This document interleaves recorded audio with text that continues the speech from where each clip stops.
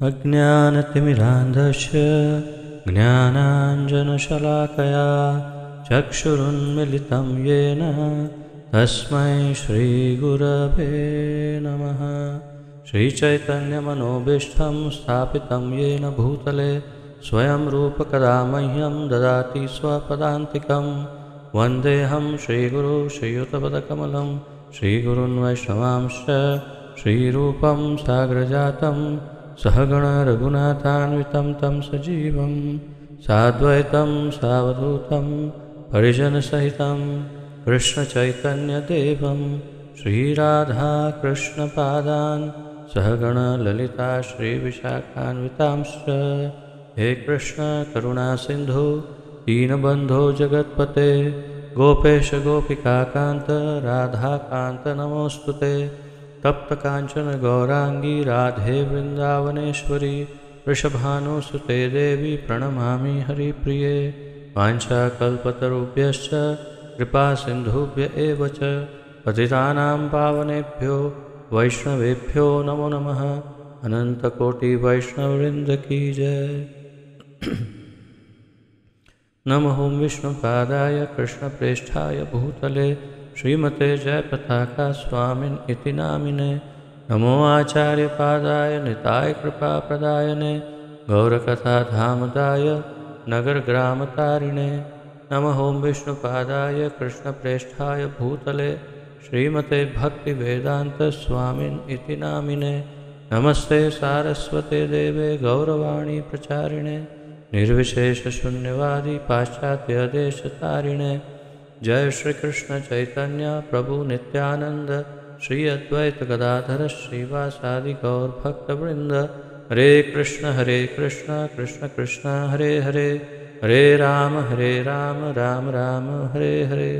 हरे कृष्ण कृष्ण कृष्ण हरे हरे हरे राम राम राम हरे हरे। हरे कृष्ण कृष्ण कृष्ण हरे हरे हरे राम राम राम हरे हरे।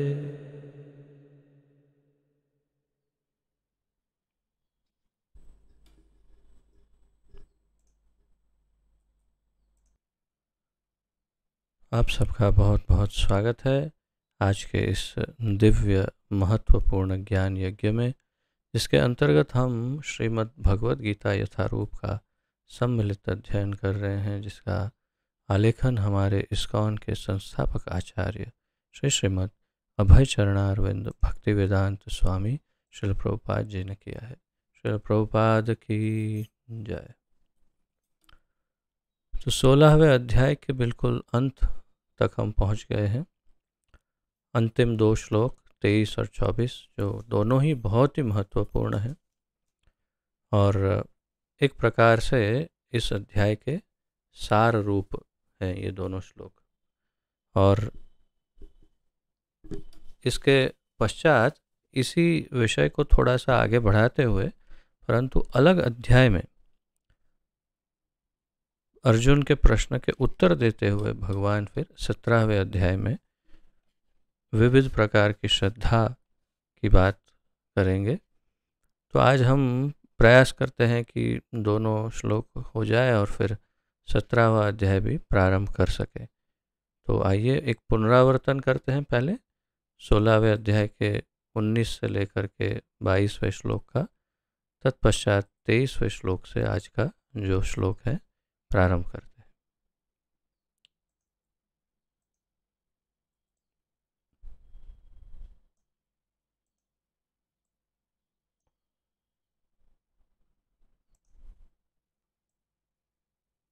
तो पिछली बार हमने देखा था 19वें श्लोक में भगवान अर्जुन को कहते हैं, जो अत्यंत महत्वपूर्ण तथा कंठस्थ करने योग्य श्लोकों की सूची में है, तान अहम द्विषतः क्रूरान् संसारेषु नराधमान् क्षिपाम्य अज्रसम अशुभान् आसुरीषु एव योनिषु।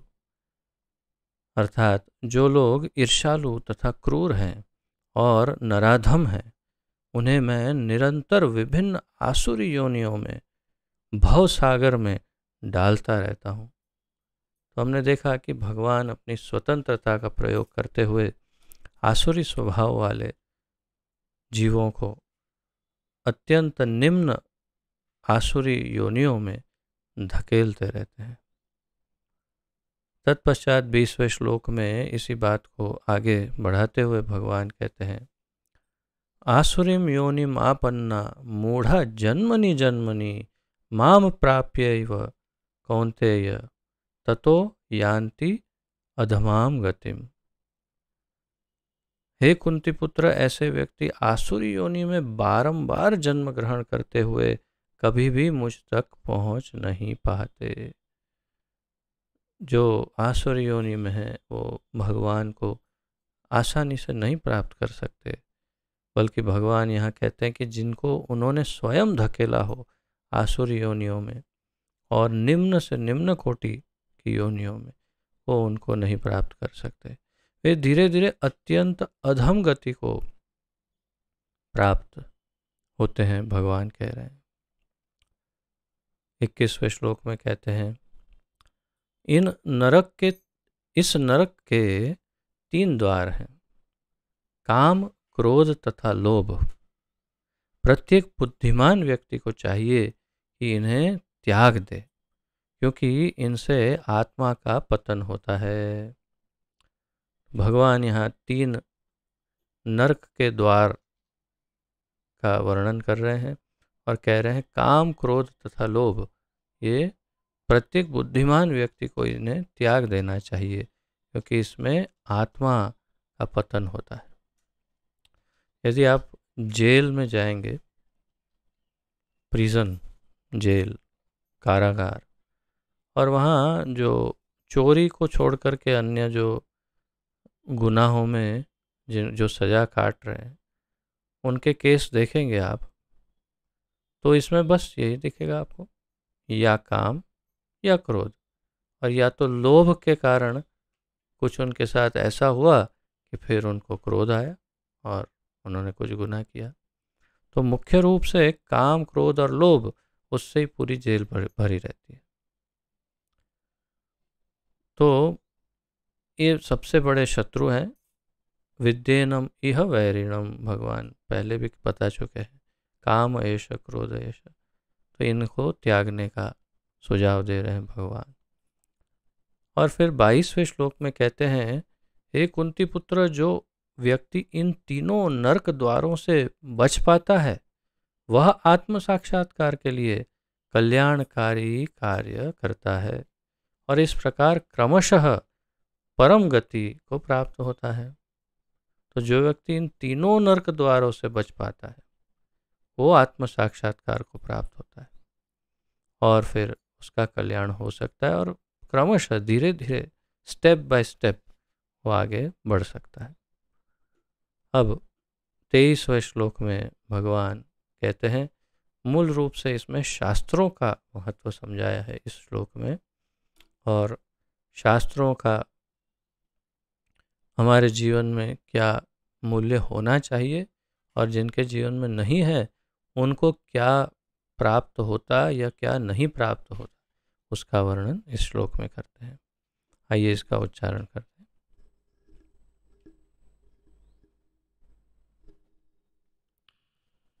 यह शास्त्र विधिमुत्सृज्य वर्तते कामकारतः न स सिद्धिम् अवाप्नोति न सुखं न परां गतिम्।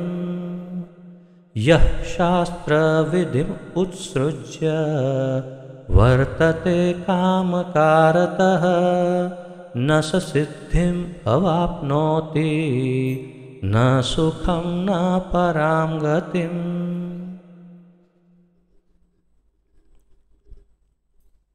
शब्दार्थ, अनुवाद तथा तात्पर्य श्रील प्रभुपाद जी द्वारा। यह जो शास्त्र विधिम, शास्त्रों की विधियों को उत्सृज्य त्याग कर वर्तते करता रहता है, काम कारतः काम के वशीभूत होकर मन माने ढंग से, न कभी नहीं, सह वह सिद्धिम सिद्धि को, अवापनोति प्राप्त करता है, न कभी नहीं, सुखम सुख को, न कभी नहीं, पराम गतिम पराम पराम यानी परम और गतिम यानी सिद्ध अवस्था को। अनुवाद: जो शास्त्रों के आदेशों की अवहेलना करता है और मनमाने ढंग से कार्य करता है, उसे न तो सिद्धि, न सुख, न ही परम गति की प्राप्ति हो पाती है।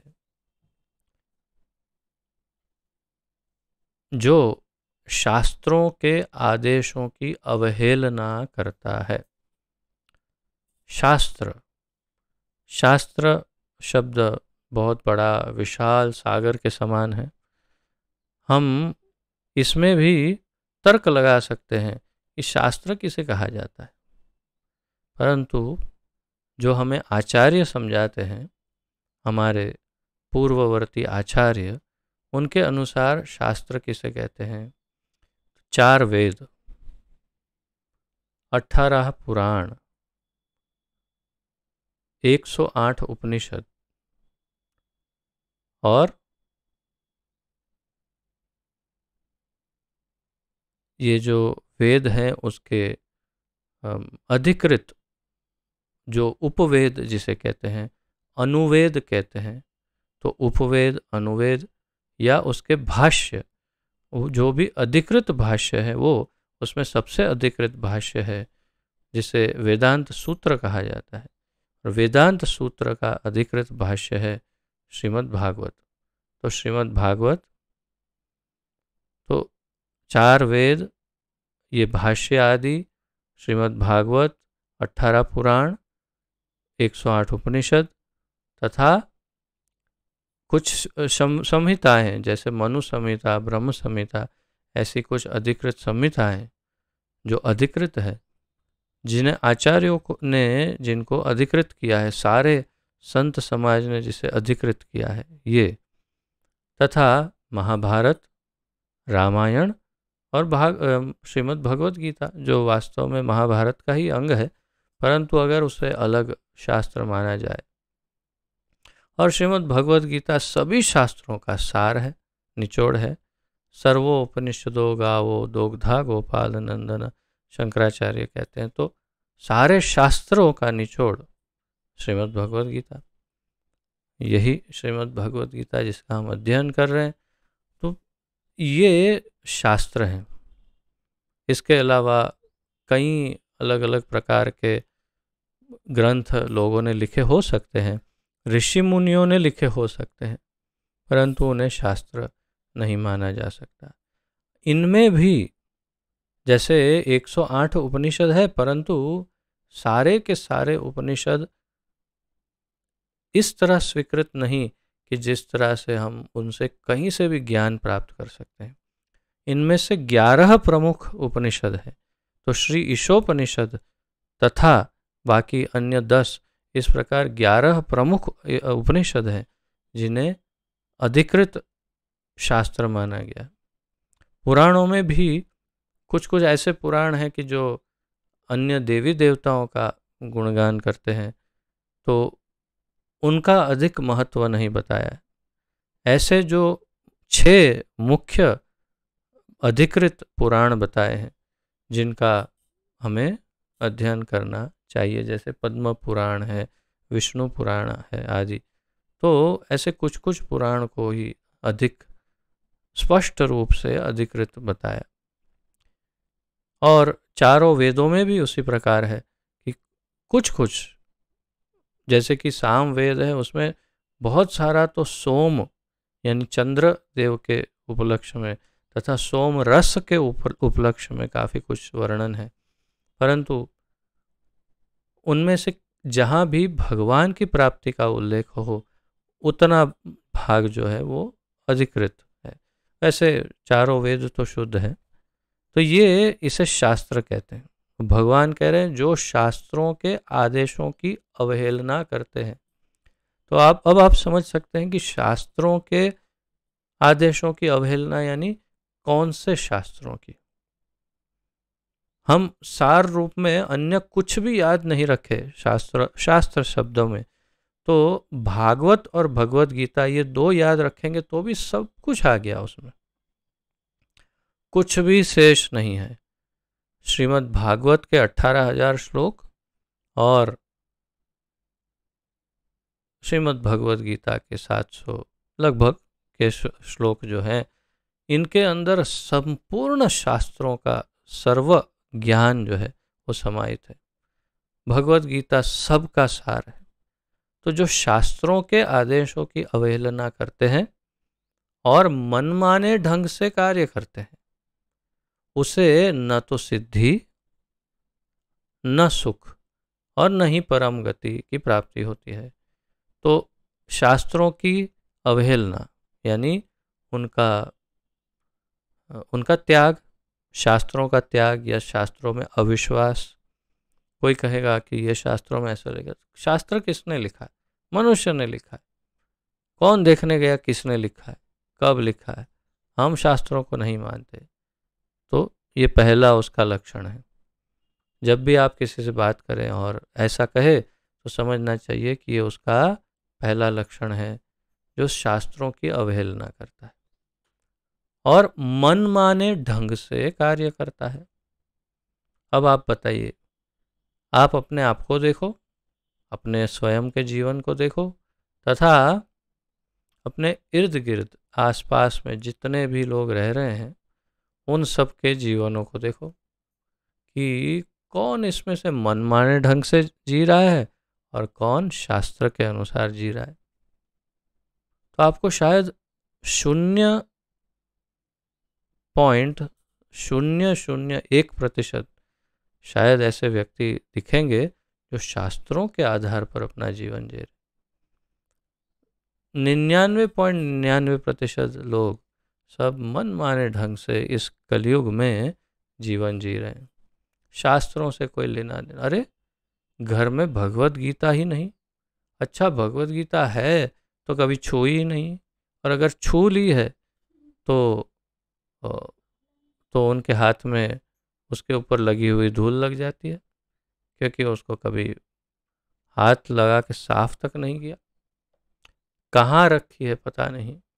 तात्पर्य यह है कि हम अपने आप को हिंदू कहते हैं, लेकिन हमारा मूल धर्म ग्रंथ, अधिकृत धर्म ग्रंथ, जो सर्वशास्त्र और सभी आचार्यों, हर संप्रदाय, हर हिंदू के हर संप्रदायों में सबने अधिकृत माना इसको कि भगवत गीता ही मूल ग्रंथ है, वो भी हम पढ़ते नहीं। पढ़ना तो बहुत दूर की बात है। रामायण आजकल के नवयुवकों को उसका भी कोई ज्ञान नहीं। एक बहुत अद्भुत वीडियो यूट्यूब में किसी ने रखा था, इतना आघातजनक वीडियो,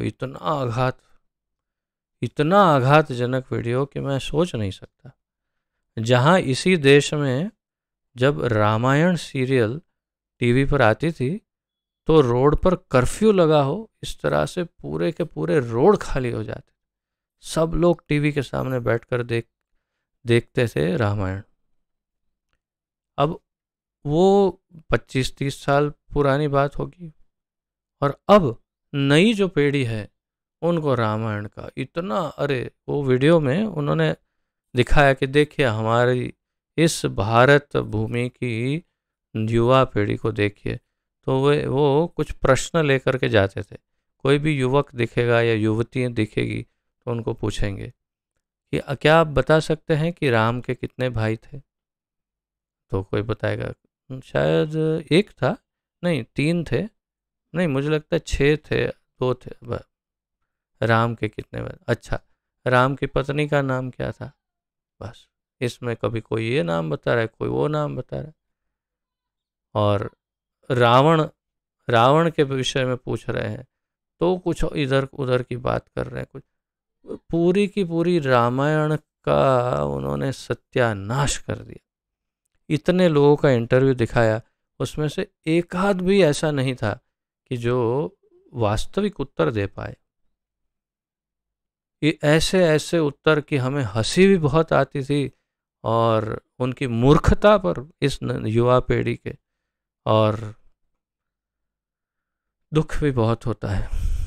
लेकिन मैं सत्य कहूँ तो इसकी संपूर्ण जिम्मेदारी हमारी भारत सरकार के ऊपर है, संपूर्ण 100%। और मैं दावे से कह सकता हूँ कि इसके जो भी नेता है उन्हें इनका फल भोगना ही होगा, आज नहीं तो कभी भविष्य में, क्योंकि उन्होंने भारत भूमि में रह कर के भारत की जनता को भारतीय शास्त्रों को नहीं पढ़ाया, और इसका बहुत भयानक परिणाम अवश्य निश्चित है, क्योंकि ये धर्म है और ये धर्म भूमि है। तो इतना दुख कि आश्चर्य, कोई सामान्य ज्ञान नहीं किसी को, कौन राम कौन लक्ष्मण कौन सीता कुछ पता नहीं, कोई अता पता कुछ नहीं। हनुमान जी सबको पता है क्या, तो राम जी के भक्त थे बस, और हम उनके भक्त हैं, उतना मालूम। क्यों? बस उनको कुछ देते हैं तो वो हम रक्षा करते हैं। हनुमान जी के मंदिर में जाते हैं लेकिन राम जी के विषय में कोई ज्ञान नहीं। तो मन माने ढंग से कार्य नहीं करेंगे तो क्या करेंगे? जब शास्त्रों का ही ज्ञान नहीं, तो शास्त्रों में जो आज्ञाएं दी है उसका ज्ञान कहाँ से आएगा कि ये करना चाहिए, ये नहीं करना चाहिए, ये उचित है, ये अनुचित है, वो ज्ञान कैसे आएगा? ये बिल्कुल वैसा है कि यदि आपको गाड़ी चलाना आ गया, आपने सीख लिया गाड़ी चलाना, लेकिन भारतीय रोड व्यवस्था जो है उसमें किस प्रकार क्या क्या नियम लागू होते हैं उसका ही ज्ञान नहीं हो, तो फिर आप गाड़ी कैसे चलाएंगे? कहाँ रोकना है गाड़ी को, कैसे मोड़ना है, क्या लाइट है, क्या उसका सिग्नलों का क्या अर्थ है, कुछ अगर कोई ज्ञान नहीं हो तो गाड़ी चलाने सीख कर भी क्या फ़ायदा होगा? आप गुनाह ही करेंगे, दूसरों को नुकसान पहुंचाएंगे, अपने आप को भी नुकसान पहुंचाएंगे, निश्चित है। तो यदि शास्त्रों का कोई ज्ञान ही ना हो और मन माने ढंग से कोई कार्य करे तो फिर उसका जीवन कैसा होगा? बिल्कुल वैसा ही कि बिना सिग्नल के या किसी ज्ञान के कोई गाड़ी लेकर निकल पड़े, वैसा ही जीवन जिएगा वो, अपने आप को भी आजू बाजू वालों को उड़ाता जाएगा और अपने आप को भी एक दिन उड़ा देगा, बस ये निश्चित है। तो भगवान यहाँ पर वही कह रहे, शास्त्रों के आदेशों की अवहेलना, मन माने ढंग से कार्य, उसे क्या होता है? न तो सिद्धि, कभी वो सिद्धि प्राप्त नहीं, सफलता, सिद्धियां या सफलताएं उसे प्राप्त हो ही नहीं सकती। कैसे सफल होगा जब रास्ता ही गलत है, उसका तरीका, उसका जो प्रक्रिया जो उसकी है करने की वही गलत है, तो कैसे कैसे सिद्ध हो सकता है? तो न सिद्धि न सुख। अच्छा, सुख कैसे मिलेगा? अब किसी को कहा जाए कि आज आप दाल बनाइए, मेरे जैसे को जिसने जीवन में कभी दाल नहीं बनाई, उसको कहा जाए कि लो दाल बनाओ, और कैसे बनाए? बस दाल बनाओ, जाओ दाल बनाओ किचन में। ठीक है, तो मैं सबसे पहले गेहूं लूँगा, गेहूं को पानी में डालूंगा देखो अभी से आपको हंसी आ गई। हाँ, तो अब सोचो, शुरुआत में ही मैंने गेहूं ही ले लिया दाल बनाने के लिए। ऐसा इतना ज़्यादा तो नहीं होगा होता, आप भी जानते हो, लेकिन हाँ, कैसी दाल बनेगी मेरी दाल, जिसको कोई ज्ञान नहीं है, कोई मार्गदर्शन ही नहीं है, तो वो कैसे सफल हो पाएगा? और दाल बन ही नहीं सकती। तो सुख लेना है, हमारे शास्त्र बताते हैं ऐसा ऐसा करने से सुख प्राप्ति होती है, ऐसा ऐसा करने से दुख की प्राप्ति होती है। अच्छा, इसमें पढ़ने तो गए नहीं, शास्त्रों का कोई ज्ञान नहीं, किसी ने मार्गदर्शन दिया नहीं, भारत सरकार ने शास्त्र सिखाए नहीं, तो फिर कैसे सुख प्राप्त करना कहाँ से सीखेगा? क्या करेगा? मन से सुख ढूंढने का प्रयास करेगा, मोबाइल लेगा, उसके अंदर व्हाट्सएप के अंदर घुस जाएगा पूरा, और उसके अंदर डूबा रहेगा। ढूंढेगा, सुख सुख मिलेगा, सुख मिलेगा, सुख मिलेगा।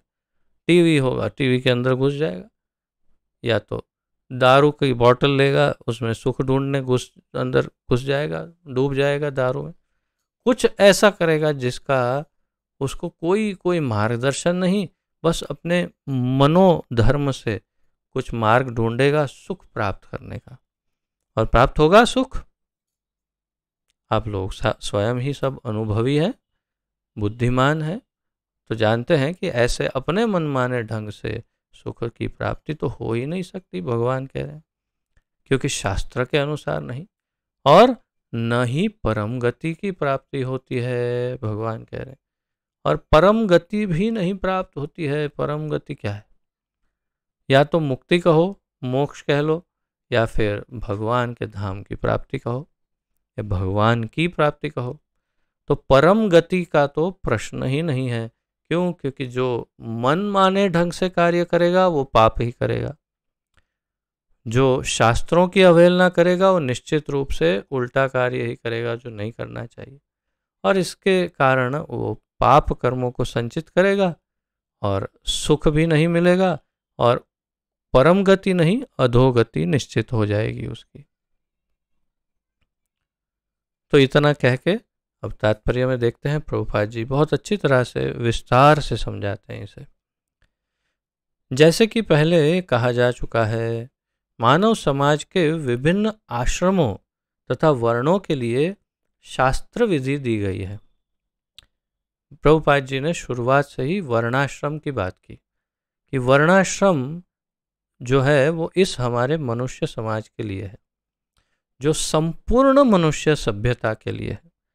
उसमें न देश का, न जाति का, न धर्म का, किसी भी जाति, देश या धर्म के लोग को वर्णाश्रम धर्म के अनुसार जीना चाहिए, तो वे सुखी होंगे। वर्ण 4 वर्ण और आश्रम 4 आश्रम आप सब जानते हैं, ब्राह्मण, क्षत्रिय, वैश्य, शूद्र। और आश्रम कौन से? ब्रह्मचर्य, गृहस्थ, वानप्रस्थ तथा संन्यास आश्रम। तो ये वर्ण 4 और 4 आश्रम। तो प्रभुपाद जी कह रहे हैं, जैसे कि पहले कहा जा चुका है, मानव समाज की विभिन्न आश्रम तथा वर्णों के लिए शास्त्र विधि दी गई है। ये बिल्कुल वैसे ही आपके टीवी के साथ जो मैनुअल आता है, मोबाइल के साथ जो मैनुअल आता है, यूजर्स गाइड, यूजर्स मैनुअल, यानी निर्देशिका, तो आप वो निर्देशिका में पढ़ो कैसे इसको चलाना है। तो वर्णाश्रम धर्म जो है उसके निर्देशिका है शास्त्र। प्रत्येक व्यक्ति को इन विधि विधानों का पालन करना होता है, और जो शास्त्रों में नियम दिए हैं, जैसे कि आप मोबाइल है तो मोबाइल में इतनी बैटरी हो जाने पर आपको इसे चार्ज करना पड़ेगा, चार्ज नहीं करेंगे तो मोबाइल बंद हो जाएगा। तो फिर भी आप कहेंगे नहीं नहीं नहीं, ये तो लिखते रहते हैं, हम क्यों मानेंगे, करो करो करो। एक दिन बैटरी ख़त्म हो गई, फिर कहा नहीं चालू क्यों नहीं होता, चालू होना चाहिए होना चाहिए, नहीं होगा, निर्देशिका पढ़ो। तो इसलिए हमें भी इन विधि विधानों का पालन करना होता है। कौन से? जो शास्त्र में बताए, नहीं तो सुख नहीं मिलेगा। कहाँ से मिलेगा? मन माने ढंग से ढूंढो, मिल गया तो भाग्यशाली हो, नहीं तो बस ढूंढते रहो। यदि कोई इनका पालन न करके काम, क्रोध और लोभवश स्वेच्छा से कार्य करता है, तो उसे जीवन में कभी सिद्धि प्राप्त नहीं हो सकती। और प्रभुपाद जी पूर्व श्लोकों का आधार लेकर के फिर बता रहे हैं कि और ये पालन तो करेगा नहीं, कोई शास्त्रों को मानेगा नहीं, और काम, क्रोध और लोभ के कारण बस अपनी स्वेच्छा से, अपनी इच्छा से बस मन माने ढंग से कार्य करेगा, तो उसे कभी सिद्धि प्राप्त नहीं हो सकती। दूसरे शब्दों में, भले ही मनुष्य ये सारी बातें सिद्धांत के रूप में जानता हो, लेकिन यदि वह इन्हें अपने जीवन में नहीं उतार पाता तो वह अधम जाना जाता है, पतित, अधम, निम्न कोटि का, निम्न योनि का माना जाता है। कौन? जो ये सब जानता भी है लेकिन अपने जीवन में नहीं उतारता। इसके कई उदाहरण हैं। रावण, हिरण्यकशिपु, ये सब महापंडित महाज्ञानी थे। आप शास्त्र पढ़िए, रामायण पढ़िए, उसमें देखिए रावण क्या ज्ञान की बातें करता है, कितना ज्ञान है उसे। आप भागवत पढ़िए, देखिए हिरण्यकशिपु अपने भाई की मृत्यु पर किस तरह अपनी माँ और भाभी को समझाता है, कितने ज्ञान की, आत्मज्ञान की बात करता है। बोलता है आत्मा कभी नहीं मरता और ये तो शरीर बदलता रहता है। ऐसा सब ज्ञान हिरण्यकशिपु देता, लेकिन वो ज्ञान को अपने जीवन में उतारता नहीं है। तो यहाँ पर application, practical application of knowledge अंग्रेजी में कहते हैं, यानी ज्ञान का प्रायोगिक अपने जीवन में उसका उपयोग। तो कैसे? जैसे यहाँ प्रभुपाद जी ने कहा, भले ही मनुष्य सारी बातें सिद्धांत के रूप में जानता है, लेकिन यदि वह इन्हें अपने जीवन में उतार नहीं पाता तो वह अधम जाना जाता है। तो यानी वो फिर वही है, उसको इसमें ऐसे, जैसे आप टीवी में देखते हैं कई भागवत कथाकार, कई बड़े बड़े नामी गिरामी सिद्ध जो इन्हें लोग समझते हैं, आप उनके निजी जीवन में जाके देखो। यहाँ वृंदावन धाम में हम देखते हैं उनके निजी जीवन के बारे में जब सुनते हैं तो आश्चर्य हो जाता है। ऐसा जीवन जीते हैं कि जो शायद कोई असुर भी नहीं जीते हो, ऐसा जीवन भी जीते हैं। लेकिन बड़े बड़े नाम, बड़ा बड़ा दिखावा, बड़ी बड़ी वेशभूषा करके, बड़े बड़े सिंहासनों पर बैठ करके लंबी बड़ी चौड़ी कथाएं करते हैं, 10-10 हजार लोग बैठते हैं। तो ज्ञान है परंतु जीवन में लागू नहीं करते। एक संकीर्तन मंडली वाले एक भक्त हमें मिले थे, बता रहे थे कि प्रभु जी हम तो संकीर्तन मंडलियों में सेवा करते थे, तो ये जो भागवत कथाकार हैं उनके वहाँ भी जाते थे हम कभी कभी। तो ऐसा भी अनुभव हुआ कि भागवत कथाकार जो है उन्होंने भागवत की खूब संकीर्तन किया, सब नाचे कूदे, सब 5-7-10 हजार लोग। और फिर कथा का अंत हुआ, वो अपने घर पर यानी जिस निवास में जहाँ ठहरे थे वहाँ पर गए और फिर हमें कहा ठीक है तो तैयार करो, चलो फटाफट। मैं क्या तैयार करें? बोले जल्द देखो वहाँ पर वो कबर्ड के अंदर बॉटल रखी है और ग्लास रखे हैं, जल्दी जल्दी पैक तैयार करो। तुरंत बैठ करके मदिरा पीने बैठ गए। तो आहा, क्या, कहाँ वो भागवत कथाकार और कहाँ वो मदिरा पी रहा है अपना कथा करके। हम तो नाम भी नहीं बता सकते, नहीं तो अनर्थ हो जाएगा। ऐसे ऐसे लोग हैं। तो जो ज्ञान है लेकिन जीवन में नहीं उतारते, उन्हें अधम माना जाता है। प्रभुपाद जी कह रहे हैं मनुष्य योनि में जीव से आशा की जाती है कि वह बुद्धिमान बने और सर्वोच्च पद तक जीवन को ले जाने वाले विधानों का पालन करे। मनुष्यों से ये आशा की जाती है, अपेक्षा, आशा, उनसे ऐसी आशा की जाती है मनुष्यों से कि बुद्धि वाला प्राणी है, इसमें बुद्धि है, अन्य पशुओं में बुद्धि नहीं, तो वो बुद्धिमान बने और सर्वोच्च पद तक जीवन को ले जाने वाले विधि विधान का पालन करे, शास्त्रों का समर्थन करे, शास्त्रों को पढ़े, शास्त्रों से ज्ञान प्राप्त करे और अपने जीवन को सिद्ध बनाए। ऐसी अपेक्षा रखी जाती है किससे? मनुष्यों से। क्यों? क्योंकि बुद्धि है इसीलिए। किंतु यदि वह इनका पालन नहीं करता तो उसका अधः पतन, अधः नीचे पतन हो जाता है। तो अगर वो बुद्धि होते हुए, शास्त्र होते हुए, सब कुछ होते हुए भी उसका पालन नहीं करता तो उसका पतन निश्चित है। लेकिन फिर भी जो विधि विधानों तथा नैतिक सिद्धांतों का पालन करते हैं किंतु अंततो गत्वा परमेश्वर को नहीं समझ पाता, तो उसका सारा ज्ञान व्यर्थ हो जाता है। ये महत्वपूर्ण बात है, इसे सुनिए ध्यान से।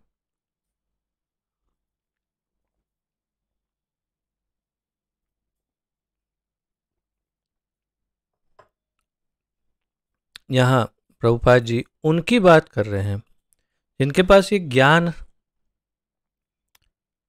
इस प्रकार का है कि जिसमें परमेश्वर को पहचानने की बुद्धि अभी तक नहीं या समझ नहीं। इस प्रकार का यदि आध्यात्मिक ज्ञान है तो क्या होगा, यानी और फिर सभी सिद्धांतों का पालन कर रहे हैं, सभी नीति नियम का पालन कर रहे हैं, लेकिन परमेश्वर को नहीं पहचाना है, तो क्या होगा। ये भी तो महत्वपूर्ण बात है।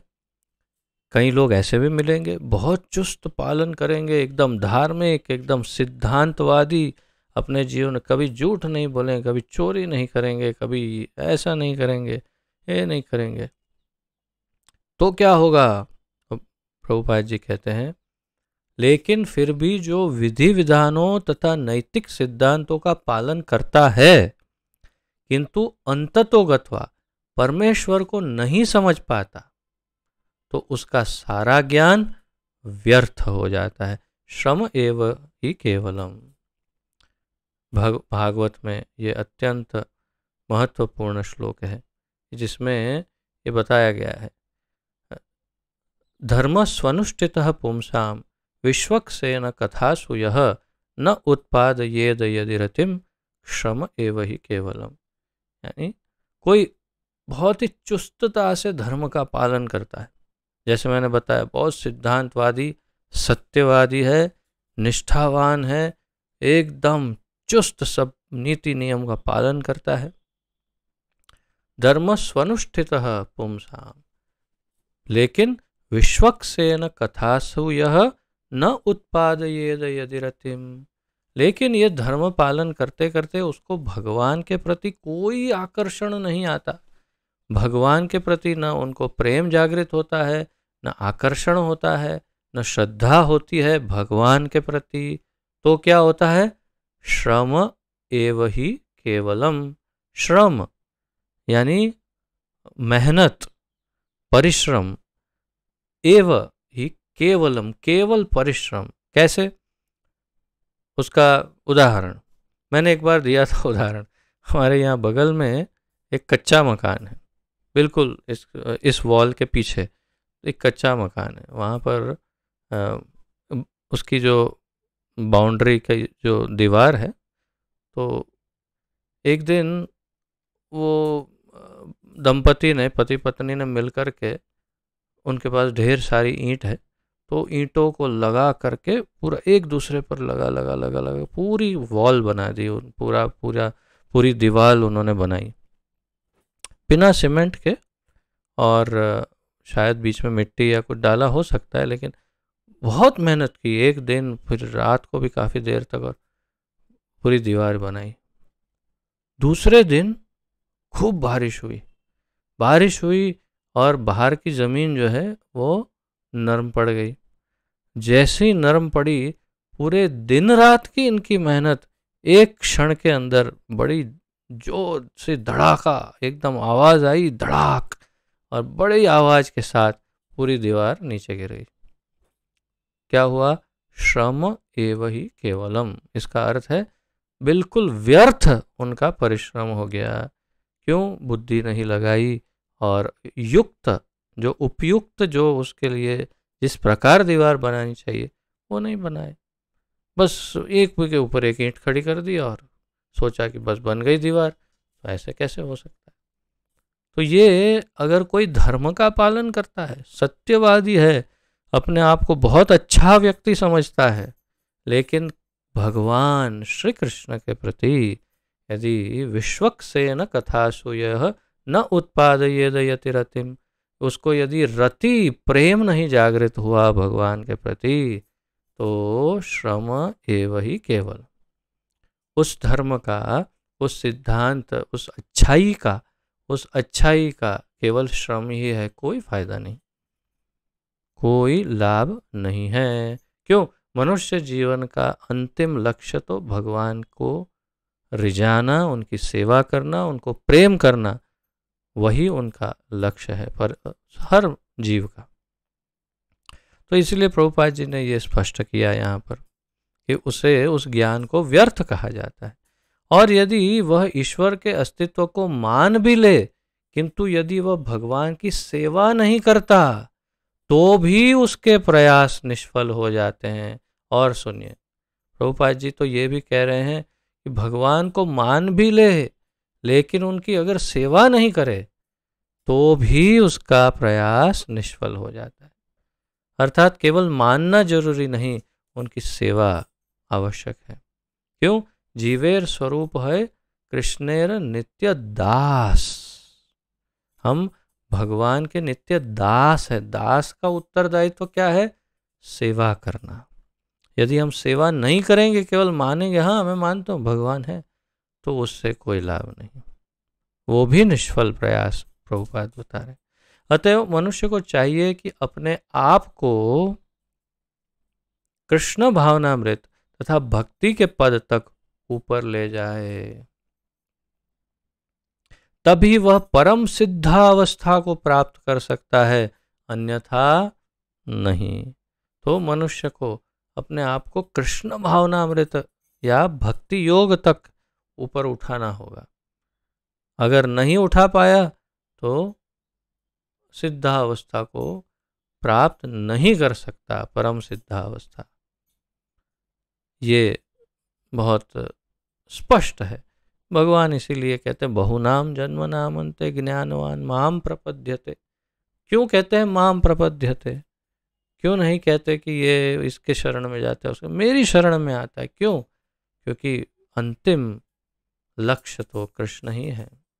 सभी शास्त्र के, सभी धर्म के, सभी जो भी आप कर्म करते हैं उसके भी सबके परम लक्ष्य तो कृष्ण ही है, होने ही चाहिए, तभी सिद्ध हो सकते हैं।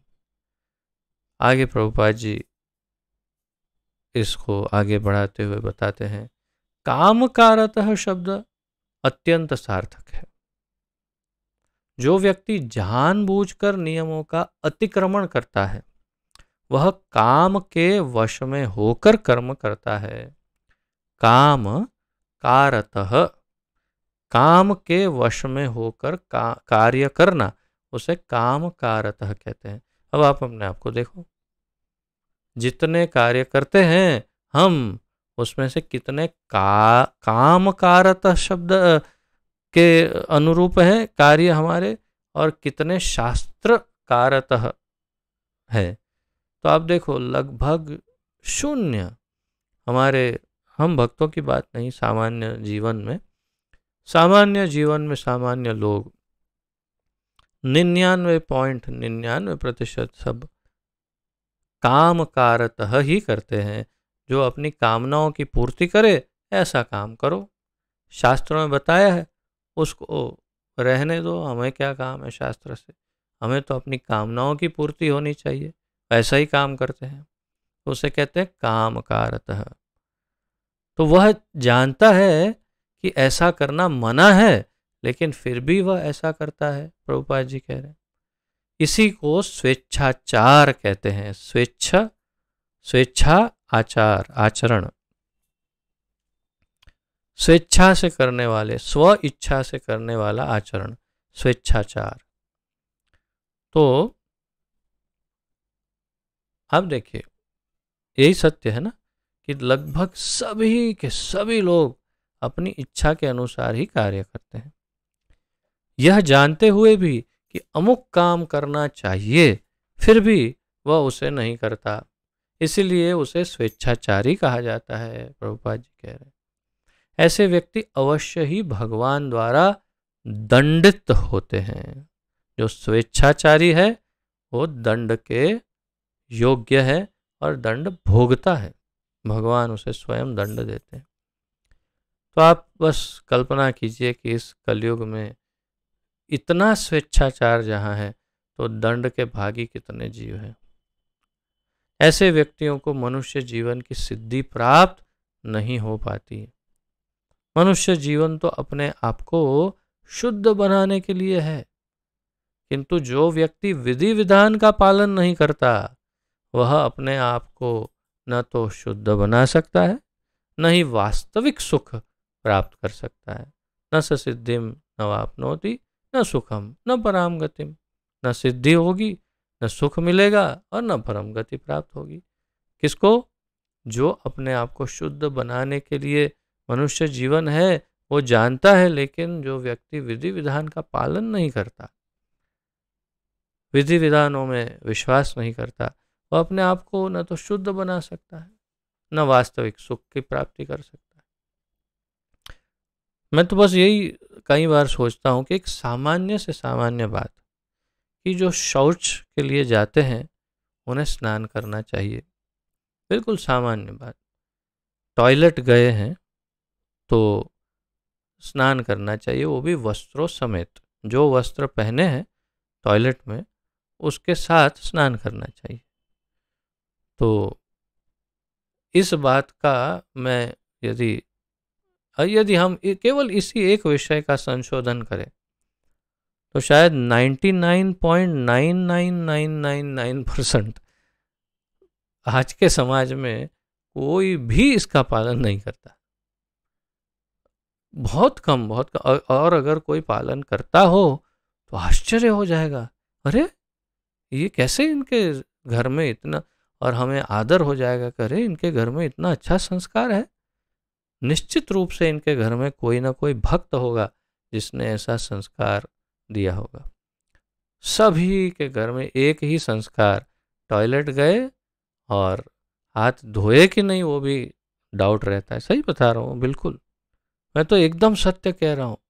आजकल के लोग तो हाथ भी साबुन से नहीं धोते टॉयलेट करके। हरी हरी हरी हरी हरी, मैं तो कल्पना नहीं कर सकता। और ऐसे लोग नहाने की तो बहुत दूर की बात है, नहाना धोना, हाथ तक जहाँ साबुन से नहीं धोते वो क्या कहा जाए। तो यहाँ कहाँ शुद्धि आई? बाह्य शुद्धि नहीं, शारीरिक शुद्धि ही नहीं जब, तो विधि विधान का पालन नहीं। जब पालन नहीं शास्त्रों का, विधि विधान का, तो फिर वास्तविक सुख कैसे मिलेगा? अच्छा, अब मान लो कि उन्हें बाहर जाना है, संडे है, संडे इवनिंग है, सोचते कहाँ जाना है, आज मंदिर चलते हैं, चलो। बोले 1 मिनट में ज़रा टॉयलेट होके आता हूँ, ठीक है जाओ। टॉयलेट जा करके ऐसे ऐसे करके आ गया, बोले चलो मैं तैयार हूँ, मंदिर चलते हैं। वाह खुद तो महात्मा जी पूरे रंगे हुए हैं, दूसरे जिसको जिसको भी छुएंगे मंदिर में सबका सत्यानाश हो जाएगा, क्योंकि ये तो शास्त्र कहते हैं, शास्त्रों में लिखा है कि जो अपवित्र है उन्हें किसी को स्पर्श नहीं करना चाहिए, और यदि कोई अपवित्र व्यक्ति को स्पर्श करता है तो उसे भी स्नान करना चाहिए, ये शास्त्र में लिखा है। अब ये तो मैं बाह्य शुद्धि की केवल बात कर रहा हूँ। अच्छा, माताओं की जो मासिक धर्म की स्थिति होती है उसका भी पालन कोई बहुत ही, अभी भारत में फिर भी ये सज्जनता है, काफ़ी माताएं पालन करती है लेकिन काफ़ी नहीं भी करती।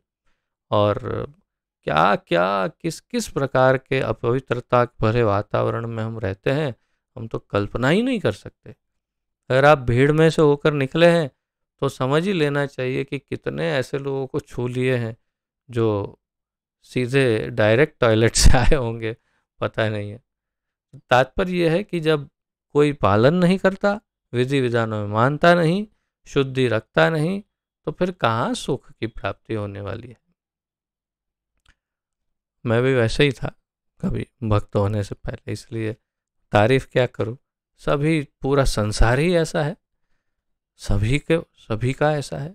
और अब ऐसा लगता है अरे अरे अरे कितने गंदे थे हम लोग, कैसा जीवन जीते थे, वो कल्पना नहीं कर सकते, ऐसा लगता है।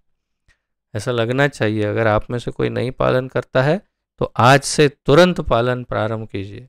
हाँ, एकदम शुद्धि रखिए, नहीं तो सुख शांति दूर दूर दूर ही रहेगी। तो 24वां श्लोक, ये तो केवल एक ही बात है, बहुत सारे नियम हैं।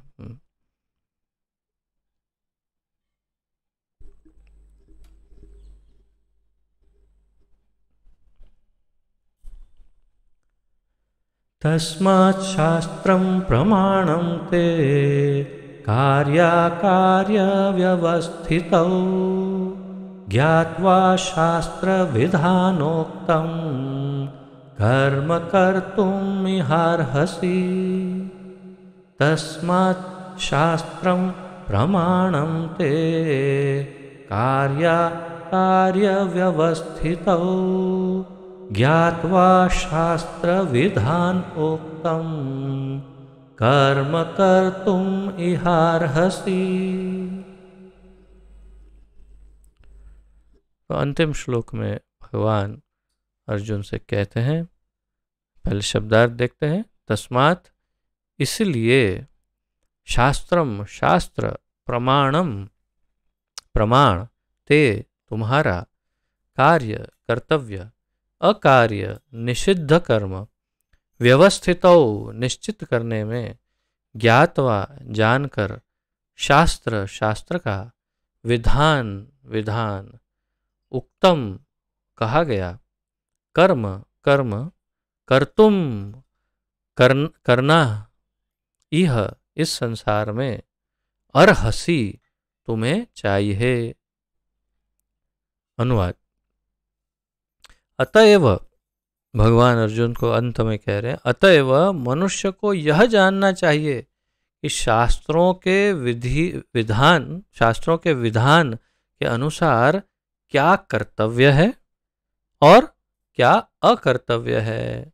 उसे ऐसे विधि विधानों को जानकर कर्म करना चाहिए जिससे वह क्रमशः ऊपर उठ सके। भगवान क्या कह रहे हैं, इसीलिए मनुष्य को यह जानना चाहिए कि शास्त्रों के विधान के अनुसार क्या कर्तव्य है, शास्त्रों में किसे कर्तव्य बताया है, शास्त्रों में क्या अकर्तव्य है, शास्त्रों में किसके लिए क्या नहीं करना लिखा है, और शास्त्रों में वर्णाश्रम धर्म के अनुसार किसे क्या करना चाहिए वो लिखा है, वो जानना चाहिए।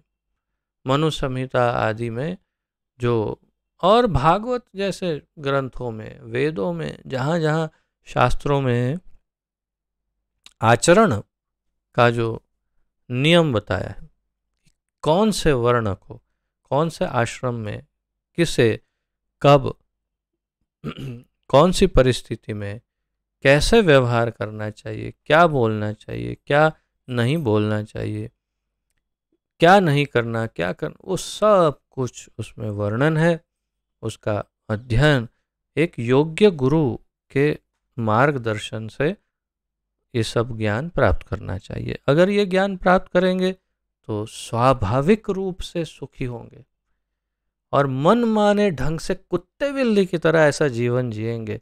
कोई भी व्यवसाय कर लो, कैसे भी कर लो, कैसे भी पैसे कमाओ, कैसे भी कुछ भी करो, तो कुत्ता बिल्ली से भी बदतर जीवन और उससे भी बदतर मृत्यु भी प्राप्त होगी, हो ही रही है। देखो आप, पूरे अस्पताल के अस्पताल भरते ही जा रहे हैं और अस्पताल और अधिक बनते ही जा रहे हैं, बिस्तर कम होते जा रहे हैं, मरीज बढ़ते जा रहे हैं, रोग बढ़ते जा रहे हैं, तकलीफ बढ़ती जा रही है, फिर भी अकल का ढक्कन खुलता नहीं है कि क्यों ये हो रहा है।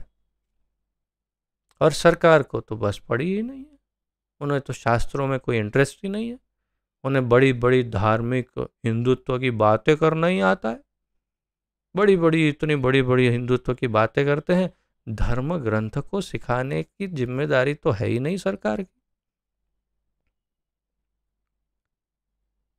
तो संपूर्ण रूप से अधार्मिक आचरण कर रही है सरकार और हिंदुत्व का ही नाम लेकर के शासन में आरूढ़ है।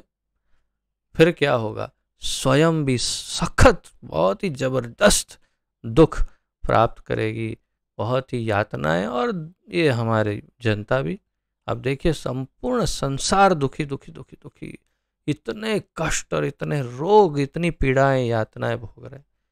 क्यों? क्योंकि न जानना है ज्ञान और न उसके अनुसार कर्म करना है। तो मनुष्य को ये जानना चाहिए कि शास्त्रों में क्या विधि विधान है और उसके अनुसार कर्तव्य करना, नहीं करने पर दुख मिलेगा ही, ये तो स्पष्ट बात है। तो उसे ऐसे विधि विधानों को जानकर कर्म करना चाहिए। क्यों करना चाहिए? भगवान कह रहे हैं कि पहले तो उसे जानकारी प्राप्त करनी चाहिए, योग्य गुरु के पास जाकर ज्ञान प्राप्त करे कि बताओ शास्त्र के अनुसार मुझे क्या करना चाहिए। और फिर जब ज्ञान प्राप्त हो तो अगर उस प्रकार वो जीवन जीने लगेगा तो क्रमशः स्टेप बाय स्टेप धीरे धीरे वो ऊपर उठ सकता है, भगवान ने कहा, तभी प्रगति होगी, अन्यथा अधोगति, अधः पतन एकदम निश्चित है। सामान्य बुद्धि की ही बात है।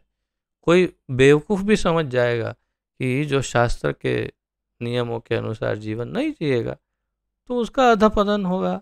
और अगर अधपतन होते हुए भी, इतने रोग यातना भोगते हुए भी यदि कोई नहीं समझा, तब तो फिर आप सोचिए कि वो पशु के ही स्तर पर है, क्योंकि बुद्धि उसकी संपूर्ण रूप से नष्ट हो चुकी है, समझ ही नहीं है। तो क्या पता है, फिर कुछ नहीं कर सकते। तात्पर्य, जैसा कि 15वें अध्याय में कहा जा चुका है कि वेदों के सारे विधि विधान कृष्ण को जानने के लिए हैं। 15वें अध्याय में हमने देखा पुरुषोत्तम, तो सब कुछ भगवान को जानने के लिए है। यदि कोई भगवत गीता से कृष्ण को जान लेता है और भक्ति में प्रवृत्त होकर कृष्ण भावनामृत को प्राप्त होता है, तो वह वैदिक साहित्य द्वारा प्रदत्त ज्ञान की चरम सिद्धि तक पहुंच जाता है।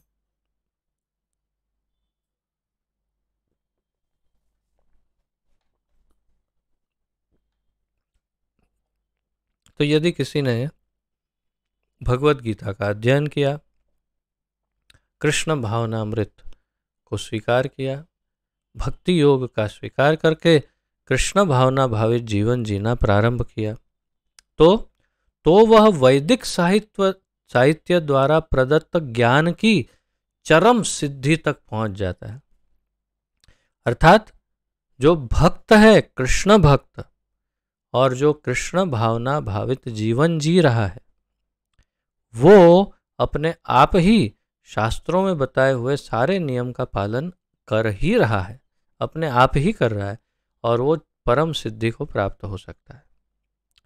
भगवान चैतन्य महाप्रभु ने इस विधि को अत्यंत सरल बनाया।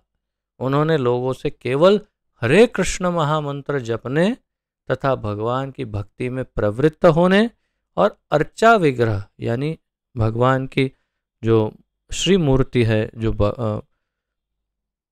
मंदिर में स्थापित होती है या घर में जो स्थापित होती है, अर्चा विग्रह कहते हैं उन्हें, उनको अर्पित भोग का उच्चिष्ट खाने के लिए कहा, अर्थात प्रसाद प्राप्त करने के लिए कहा। चैतन्य महाप्रभु ने इस विधि को अत्यंत सरल बना दिया, भक्ति योग को। उन्होंने बस यही कहा, 3 चीजें। क्या? हरे कृष्ण महामंत्र का जप तथा कीर्तन करो निरंतर बस, तथा भगवान की भक्ति में प्रवृत्त हो जाओ, यानी जो भक्तिमय सेवाएं हैं भगवान की, वो सब सेवाओं में संलग्न हो जाओ। जो हमारे इस्कॉन में बहुत ही सभी भक्तों को इस बात का ज्ञान होता है। किसी भी इस्कॉन सेंटर में जाएंगे तो ये सब ज्ञान प्राप्त हो ही जाएगा, या किसी भी भक्त से संपर्क करेंगे तो ये जानकारी मिलेगी कि कैसे भगवान की सेवाओं में लग सकते हैं विभिन्न प्रकार की। और अर्चा विग्रह को अर्पित भोग यानी कि प्रसाद, जो भगवान को, ठाकुर जी को, हर चीज़ भगवान के लिए ही बननी चाहिए घर में। किचन की आवश्यकता नहीं घर में, हमारी राधा रानी की पाकशाला होनी चाहिए घर में, यानी कि रसोई घर यानी पाकशाला, ऐसा एक यज्ञ स्थली की तरह है वो, इतना शुद्ध है कि जहाँ पर स्वयं राधा रानी भगवान के लिए भोग बनाती है, उनको ही मूल आधार मानते हुए भगवान के लिए ही सब कुछ बनना चाहिए, हमारे किचन जिसे हम कहते हैं उसमें, और भगवान को अर्पण होना चाहिए।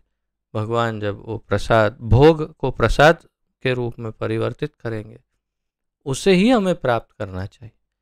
तो ये अपने आप ही सारे नियम, सारे वेदों के नियम का पालन इस विधि से अपने आप हो जाएगा, अन्य कुछ करने की आवश्यकता नहीं होगी। एकदम सरल बना दिया महाप्रभु ने इस विधि को। क्यों? स्वयं कृष्ण है ना, श्री चैतन्य महाप्रभु स्वयं ही कृष्ण है। तो जय गौर सही कृष्ण सही जगन्नाथ, वो स्वयं ही कृष्ण है। तो इसीलिए जानते हैं कि सरल विधि कौन सी है, और सरल विधि दे दी। हरे कृष्ण जपो, सेवा करो और प्रसाद खाओ। उन्होंने लोगों से केवल ये 3 चीज़ें करने को कहा। जो व्यक्ति इन भक्ति कार्यों में संलग्न रहता है, उसे वैदिक साहित्य से अवगत और सार तत्वों को प्राप्त हुआ माना जाता है। अर्थात जो इन 3 चीज़ों को ही कर रहा है, तो उसे समझना चाहिए कि उसने सारे वेदों का ज्ञान प्राप्त कर लिया, सार प्राप्त हो गया, और वो इसका पालन कर रहा है, ऐसे ही मानना चाहिए। उसे अन्य कोई परिश्रम अलग से करने की आवश्यकता नहीं।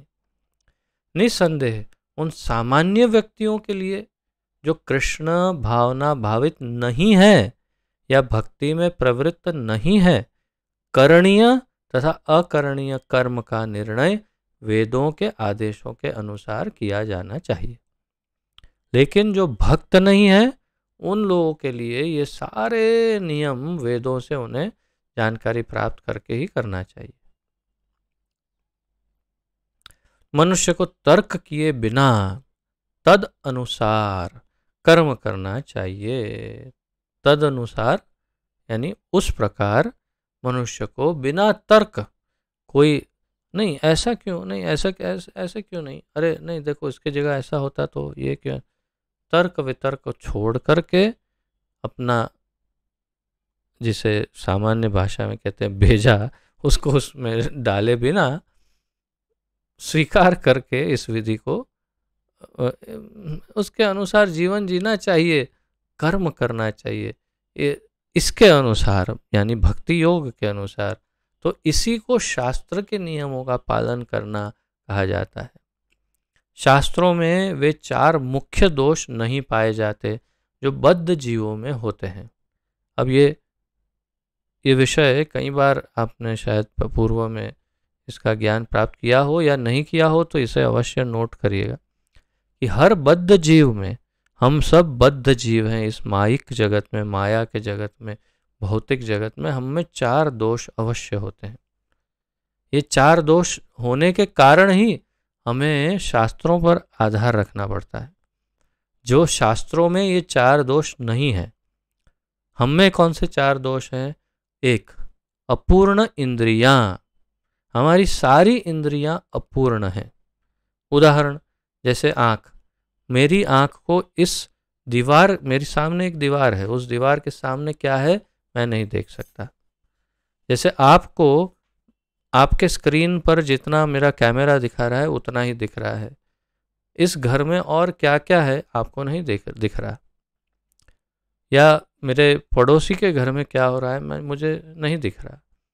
कान, मैं कितना सुन पाता हूँ, यहाँ से कुछ अंतर तक कुछ आवाज़ें सुन पा रहा हूँ, लेकिन 1-2 किलोमीटर से आगे पता नहीं क्या वहाँ आवाज़ें आ रही होगी, मुझे कुछ पता नहीं। सारी इंद्रियां मेरी अपूर्ण हैं और सीमित है सारी इंद्रियां, तो अपूर्ण इंद्रियां हैं मेरी सारी इंद्रियां, इसलिए ये एक दोष है। दूसरा, कपटता, यानी हम सब कपट करने के आदी हैं, सबको छलते हैं और हम स्वयं भी हमेशा छले जाते हैं। ये हमारा दोष है। हमको कोई छल जाता है और हम दूसरों को छलते रहते हैं। कपट करना ये हमारा एक दोष है। तीसरा, त्रुटि करना, गलती करना, मिस्टेक। अब देखिए, आप अपने जीवन में पद पद पर, स्थान स्थान पर, हर एक प्रक्रिया में, हर जगह पर कोई ना कोई गलती करते ही रहते हैं, निरंतर गलतियां करते हैं। क्यों? ये हमारा एक दोष है। और चौथा, मोहग्रस्त होना, यानी भ्रमित हो जाना। हम हमेशा अपनी इंद्रियों के कारण और अल्प बुद्धि और अल्प ज्ञान के कारण, योग्य मार्गदर्शन न होने के कारण हम, और अहंकार के कारण हम हमेशा भ्रमित होते रहते हैं। हमारी इंद्रियां भी भ्रमित करती है और हम किसी न किसी भ्रम को पालते रहते हैं। तो ये मोहित होना, भ्रमित होना, जैसे ये मेरा है, ये मेरा नहीं है, यही तो सबसे बड़ा मोह है। तो ये मोहग्रस्त होना, ये 4 दोष हैं। इन 4 दोषों के कारण प्रभुपाद जी कह रहे हैं, बद्ध जीव विधि विधान बनाने के लिए अयोग्य होता है। तो यदि कोई 4 दोषों वाला व्यक्ति है तो वो कोई भी विधि या विधान बनाने के योग्य नहीं है। जबकि आज हम क्या बना रहे हैं? हमारा संविधान, हमारा संविधान, भारतीय संविधान, यहाँ का कॉन्स्टिट्यूशन क्यों बनाते हैं? सबका हित हो इसीलिए। लेकिन कौन बनाता है? वही लोग जिनमें ये 4 दोष हैं। और इसीलिए संविधान हमेशा अधूरा रहता है, कुछ न कुछ उसमें शोधन करना पड़ता है, परिवर्तन, कहीं ना कहीं गलतियां दिखती हैं। हो ही नहीं सकता ना। क्यों? क्योंकि शास्त्र के आधार पर नहीं बनाया संविधान, तो कैसे सफल होगा? कैसे सुख दे पाएगा किसी को? संभव ही नहीं। उस अहंकार को छोड़ दो, शास्त्र की शरण में आओ, जो ये 4 त्रुटियों से ऊपर है। किसने बनाए शास्त्र? धर्म्यम तो साक्षात भगवत प्रणीतः, भगवान ने स्वयं ही शास्त्रों को दिया है। तेने ब्रह्म हृदय आदि कवये, भगवान कृष्ण ने ब्रह्मा जी के हृदय में बैठ करके उन्हें स्वयं 4 वेदों का ज्ञान प्रदान किया। तो जो वेद है वो अपौरुषेय है, यानी कि किसी पुरुष द्वारा रचित नहीं है, इसलिए उनमें कोई त्रुटियां नहीं है, उनमें कोई दोष, कोई गलतियां नहीं है, एकदम शुद्ध और सत्य है। इसीलिए वेदों का, शास्त्रों का आधार लेते हुए हमें संविधान भी रचना चाहिए। तब जाकर के मानव सभ्यता में, समाज में सुख और शांति मिल सकती है। अन्यथा कुछ भी कर लो, जब संविधान में ही दोष है तो कहाँ से सुख शांति मिलेगी? कुछ भी कर लो, संभव नहीं। तो इसीलिए ये यहाँ पर 4 दोषों की बात की और प्रभुपाद जी कह रहे हैं, इन 4 दोषों के कारण बद्ध जीव विधि विधान बनाने के लिए योग्य नहीं है। मनुष्यों को नहीं बनाने चाहिए नियम। अतएव विधि विधान जिनका उल्लेख शास्त्र में होता है, जो इन दोषों से परे होते हैं, सभी बड़े बड़े महात्माओं, आचार्यों तथा महापुरुषों द्वारा बिना किसी परिवर्तन के स्वीकार कर लिए जाते हैं। शास्त्रों के बनाए हुए नियम महापुरुषों, आचार्यों, महात्माओं के द्वारा बिना तर्क वितर्क के, बिना अनकंडीशनल, बिना कोई शर्त के स्वीकार कर लिए जाते हैं, क्योंकि वे ज्ञानी हैं, जानते हैं शास्त्र शुद्ध हैं और उनमें जो दिया है वो हमारे लिए कल्याणकारी है, उसे ही स्वीकार कर लेना चाहिए। अपना विधि विधान बनाने की आवश्यकता नहीं है। प्रभुपाद जी आगे कहते हैं, भारत में आध्यात्मिक विद्या के कई दल हैं, जिन्हें प्रायः 2 श्रेणियों में रखा जाता है, निराकारवादी और साकारवादी। तो भारत में 2 मुख्य, जिसे अंग्रेजी में कहते हैं फेथ या श्रद्धा, के 2 दल हैं। एक निराकार में मानते हैं और एक साकार में मानते हैं, या जिसे अद्वैत और द्वैत कहा जाता है। दोनों ही दल वेदों के नियमों के अनुसार अपना जीवन बिताते हैं, और ये दोनों, द्वैत या अद्वैतवादी, दोनों ही शास्त्र वेदों के अनुसार जीवन बिताते हैं। शास्त्रों के नियम का पालन किए बिना कोई सिद्धि प्राप्त नहीं कर सकता। अतएव जो शास्त्रों के तात्पर्य को वास्तव में समझता है वह भाग्यशाली माना जाता है। अतएव जो शास्त्रों के तात्पर्य को वास्तव में समझता है, अगर कोई शास्त्र के तात्पर्यों को वास्तव में समझता है, अर्थात जो अंततोगत्वा भगवान को समझता है, कृष्ण को भगवान मानता है, उसका ये अर्थ होता है, वह भाग्यशाली माना जाता है।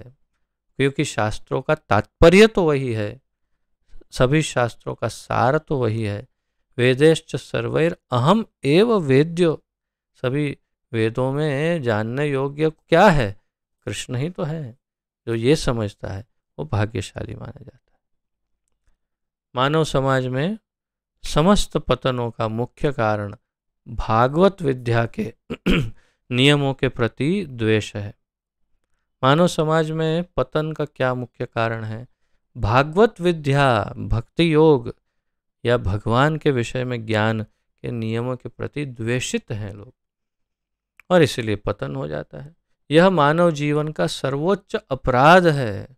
भगवान के प्रति अपराध करते हैं, सभी अपराधी हैं।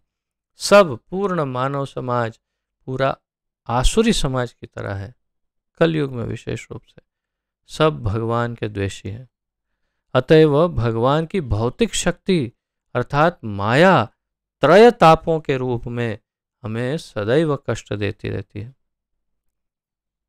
त्रय ताप, एक तो त्रिगुणात्मक है माया, त्रिगुणमयी, मम माया, त्रिगुणमयी माया, गुणमयी। कौन से तीन गुण है? सत्व रजस तमस। और त्रय ताप, तीन प्रकार के ताप देती है, संताप, तकलीफ। कौन से? अधिभौतिक, अधिआत्मिक और अधिदैविक। ये तीन प्रकार के ताप, कष्ट, तकलीफ देती है। तो अतएव भगवान की भौतिक शक्ति त्रय तापों के रूप में हमें सदैव कष्ट देती है।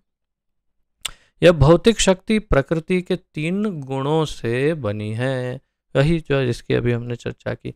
इसके पूर्व की भगवान के ज्ञान का मार्ग खुले, मनुष्य को कम से कम सतोगुण तक ऊपर उठना होता है। विशुद्ध सत्व में चला जाए, उस गुण में जाने से पूर्व कम से कम सतोगुण तक तो उठना है। सतोगुण तक उठे बिना वह तमो तथा रजोगुण में रहता है, जो आसुरी जीवन के कारण स्वरूप है। तो तमो और रजोगुण तो आसुरी जीवन के कारण है। रजो तथा तमोगुणी व्यक्ति शास्त्रों, पवित्र मनुष्यों तथा भगवान के समुचित ज्ञान की खिल्ली उड़ाते हैं, यानी कि उसकी मजाक करते हैं। तो आप देखेंगे समाज में देखा ही होगा, भक्तों की कई बार मजाक उड़ाते हैं, भक्ति की मजाक उड़ाते हैं। वो जानते नहीं कि अपना स्वयं अपने हाथों से अपने पैर काट रहे हैं। वे गुरु के आदेशों का उल्लंघन करते हैं और शास्त्रों के विधानों की परवाह नहीं करते।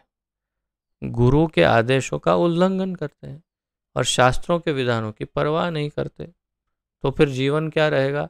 नरक ही नरक। वे भक्ति की महिमा का श्रवण करके भी उसके प्रति आकृष्ट नहीं होते। कभी सुना भी होगा भक्ति के विषय में, लेकिन कोई आकर्षण नहीं भक्ति के प्रति।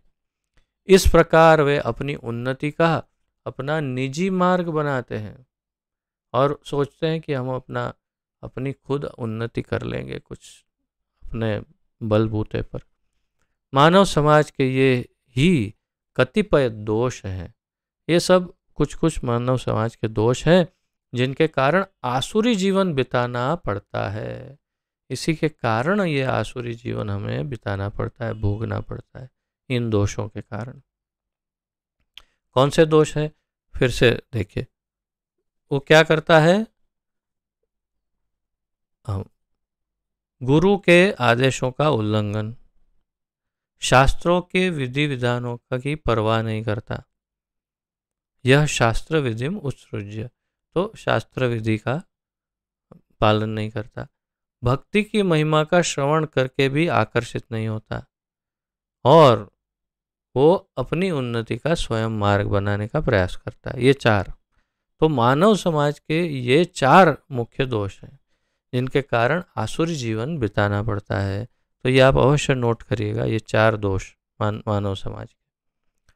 किंतु यदि उपयुक्त तथा प्रामाणिक गुरु का मार्गदर्शन प्राप्त हो जाता है तो उसका जीवन सफल हो जाता है, क्योंकि गुरु उच्च पद की और उन्नति का मार्ग दिखा सकता है।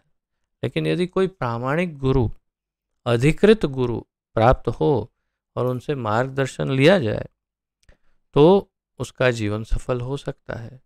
क्यों? क्योंकि गुरु उच्च पद की और उन्नति का मार्ग दिखा सकता है कि यहाँ से तुम भगवान तक पहुंच सकते हो। तो गुरु का प्रामाणिक, शुद्ध, अधिकृत, प्रामाणिक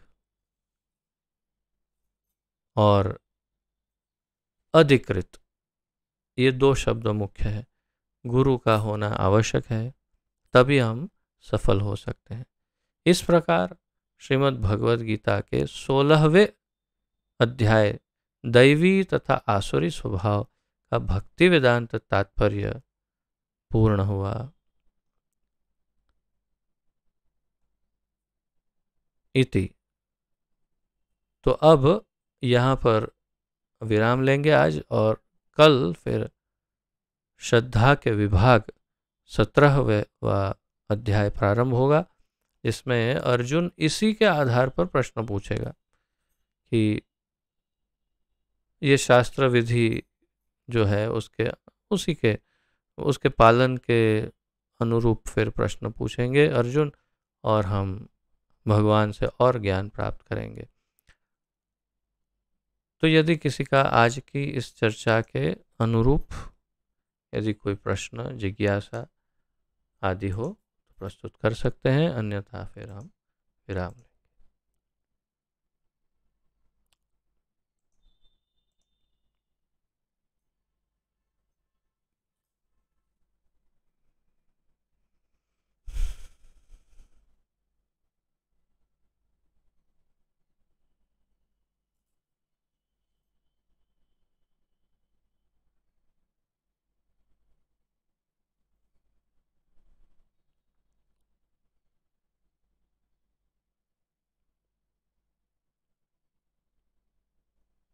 ठीक है, यदि कोई प्रश्न ना हो तो विराम लेते हैं। पतित पावन जगत गुरु श्रील प्रभुपाद की जय। पतित पावन गुरुदेव की जय। निताय गौर प्रेमानंदे। हरि हरि बोल। आप सबका बहुत बहुत धन्यवाद। आप सबको दंडवत प्रणाम। हरे कृष्ण।